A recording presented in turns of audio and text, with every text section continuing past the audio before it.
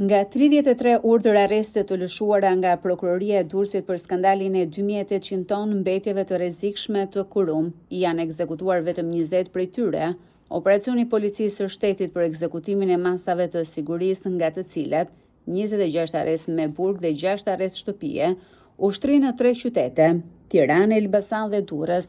Operacioni me urdhër të Prokurorisë së Durrësit erdhi një vit pas sekuestrimit të mbetjeve të rrezikshme pasi hetimet zbuluan shkeljet e legjislacionit mjedisor nga kurum, kompania Sokolaj që bleu mbetjet, por edhe nga Agjencia Kombëtare e Mjedisit dhe Dogana e Durrësit. Prokuroria ka regjistruar procedimin penal për disa akuza nga kontrabanda me mallra të ndaluara ose të kufizuara, te pastrimi i produkteve të veprimtarisë kriminale që rëndojnë kryesisht ndaj administratorëve të kompanive të përfshira në këtë rrjet, deri te kontrabanda nga punonjës që lidhen me veprimtarinë doganore, apo shpërdorimi i detyrës për zyrtarët e doganës dhe Agjencisë Kombëtare të Mjedisit.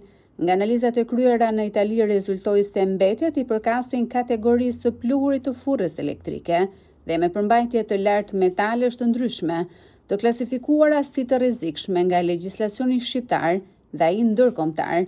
Elementët përbërës konsiderohen të dëmshëm për shëndetin e njeriu dhe mjedisit. Referuar analizave në dosjen hetimore përshkruhet rreziku i toksicitetit për riprodhimin dhe ekotoksicitet, veçanërisht ndaj ekosistemeve ujore.